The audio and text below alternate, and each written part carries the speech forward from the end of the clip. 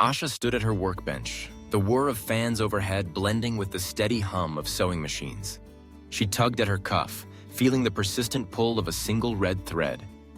It unraveled slowly, a thin and stubborn river that seemed to echo the way her life felt lately, frayed, stretched, and threatening to come apart. The smell of oil and dye hung heavy in the air, mingling with the quiet worries she carried. Rent was late again, Nilo's exam fees were due, and the promise of overtime had vanished with the last round of layoffs. Every morning she measured the distance between what she had and what she needed, and every evening the gap seemed wider. During lunch, Parvez, the floor supervisor, made his announcement. His voice cut through the chatter, sharp and clipped. There would be a productivity contest, he said. The top team would earn a bonus and the bottom team would work Saturday without extra pay. The tables fell quiet. Asha's team exchanged glances, a silent consensus of fatigue and resignation. The contest felt less like a game and more like a tightening knot. Later, as they picked at their rice and lentils, Asha considered quitting. But quitting where? This factory was the only place she knew well enough to navigate blindfolded. The only place that paid, however meagerly, for the skill in her hands. That night, home beneath the corrugated roof, she sat cross-legged beside Nilo, her little brother.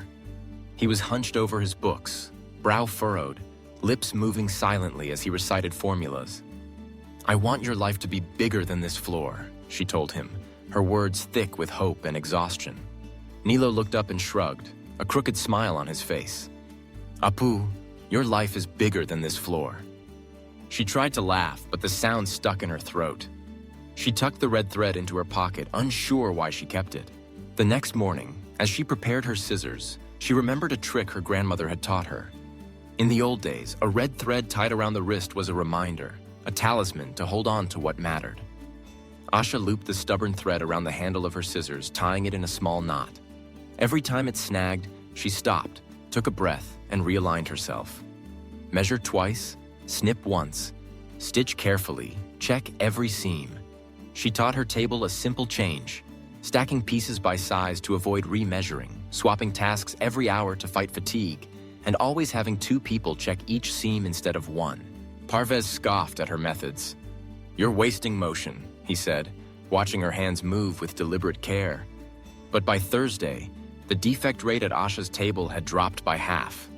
The red thread became a quiet flag, a signal of their small rebellion.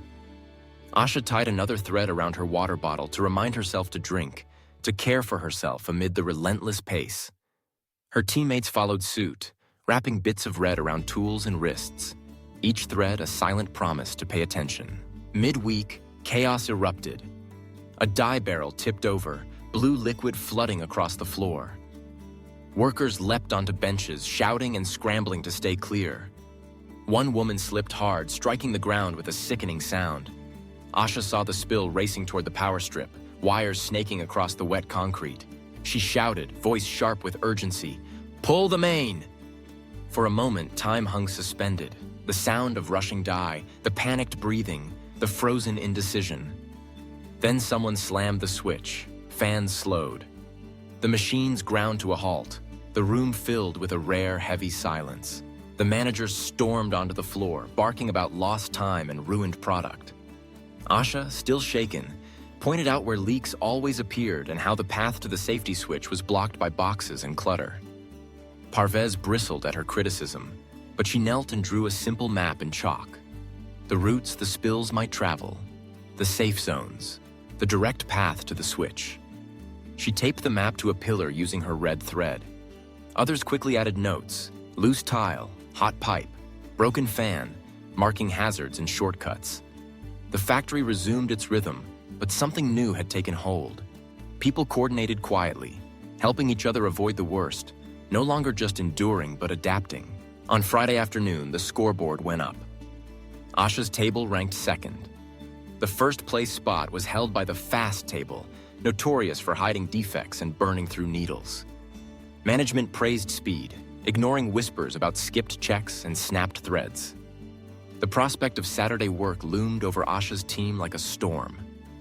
As she stared at her red thread, frustrated and tired, her phone buzzed. It was Nilo, a photo of the exam receipt she'd scraped together money for. "For your map," he'd written. Asha felt the knot in her chest loosen just a little. Saturday came, heavy with the weight of expectations. Asha's table arrived early. Red threads looped around wrists and bottles, a quiet army of small reminders. They kept their system, but added another ritual.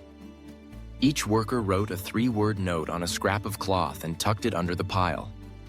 "For my mother. For the roof. For school shoes." Through the day, Parvez watched their teamwork, noting every improvement. At closing time, he gathered the team and surprised them all. "Management revised the rules after the spill," he announced. "Safety bonus added. Your map saved us power and injury. Your table wins." He handed Asha an envelope.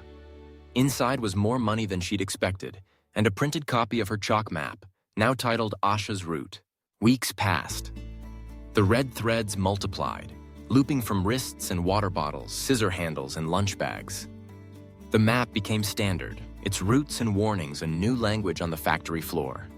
Nilo passed his exam, a small victory paid for in borrowed money and careful attention. Asha did not leave the factory, not yet.